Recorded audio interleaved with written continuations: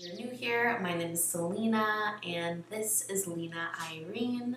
This YouTube channel is all about motherhood, entrepreneurship, and mindset.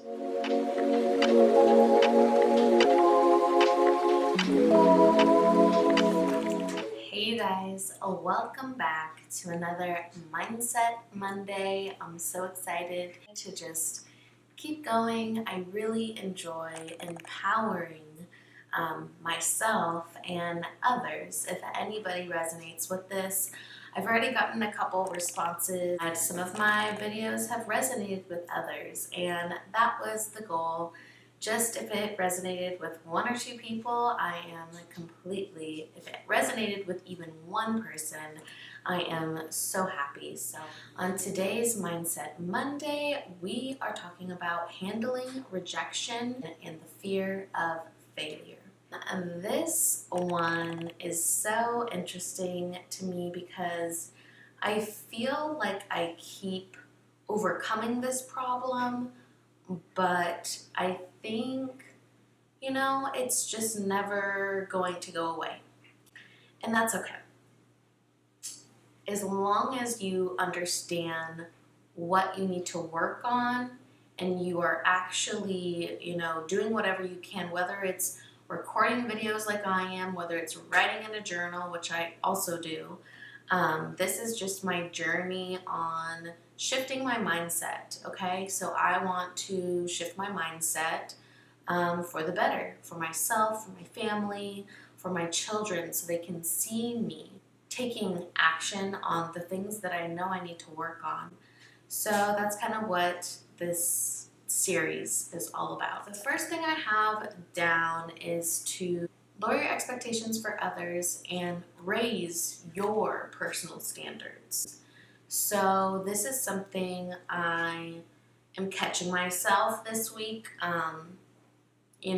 really, thinking that I really got it down, but really this week, there was a couple moments that I was like, I still don't have it together, and that's okay. This is something I am going to work even harder on. When you're lowering your expectations for others, you are not expecting them to do anything for you. Whether you're doing something for them, you're not expecting something in return.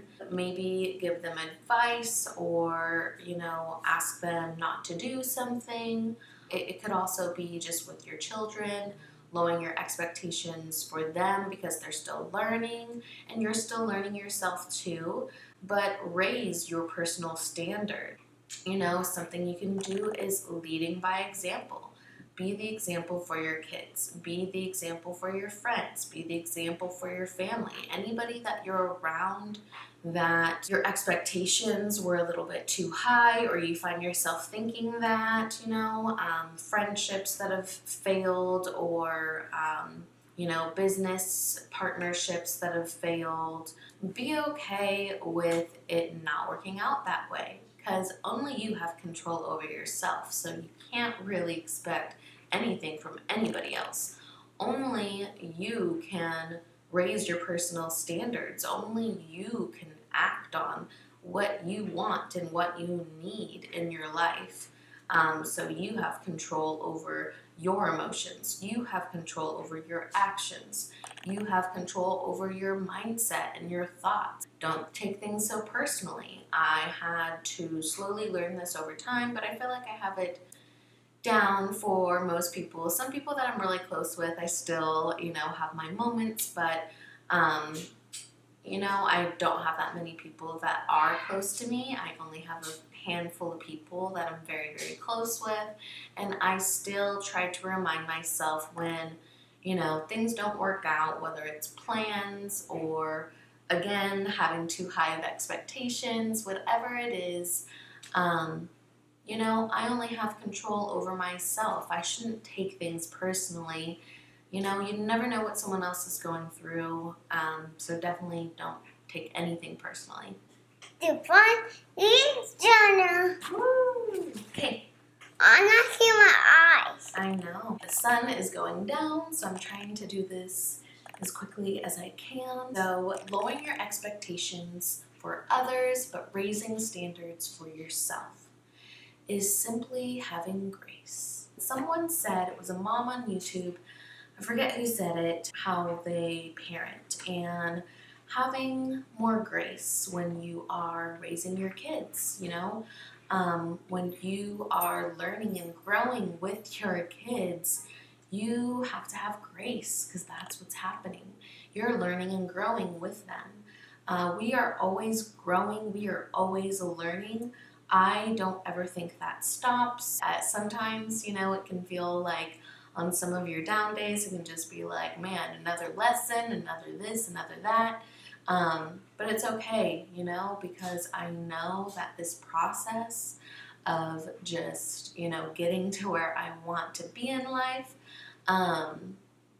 that's part of it. That's part of success, is the process, is the pain, is the growth, is the journey. Having grace while you're doing that can be very helpful. It can be, very positive to the experience because you're gonna have your ups and downs, you're gonna have your really bad days, you're gonna have days where you're just so frustrated and you just want to yell at everybody. So number 2, being paralyzed because of discomfort. So I was watching Eric Thomas. He has these like summer school sessions. Go ahead and check it out. I'll link it below. He's on YouTube. And if you don't know who Eric Thomas is, please look him up because he is just amazing when it comes to motivation and mindset. So he had this guest on, and it was a younger guy. His name is Kale. I don't know who he is. That was my first time seeing him actually, but he had a very good point about my generation. I'm pretty sure he was around my age, but anyways, our generation values pleasure, and that one hit me because it can be detrimental sometimes. If you value pleasure so much to where when things get uncomfortable, you're trying out new things, you're taking a leap of faith to launch a business, you're, just feeling uncomfortable because you have to do cold calls or have client meetings. It's interesting because it's like the hard work ethic, I feel like sometimes is drifting away, or I hear a lot of people from our generation, saying to be gentle with yourself, and you should, but I also think you need to push yourself a little bit, and it's just finding, that kind of weird balance. If you're overvaluing pleasure and you'd rather, oh, I'm just gonna sit here and watch this movie instead of working on my business because, my head is just not in it, and, I'm just uncomfortable and I'm scared and I'm stressed and all these things, and that's just, it's never gonna go away. And that's what I want to tell myself as I watch these videos again and again, and anyone out there that can hear me on this, stop overvaluing pleasure.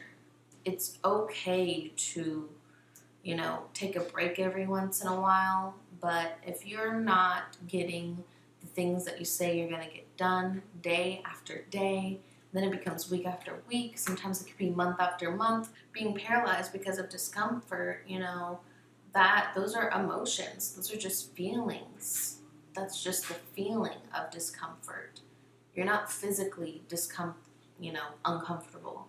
So that's what I mean by this. And even if you were physically uncomfortable, it's just like when you're working out.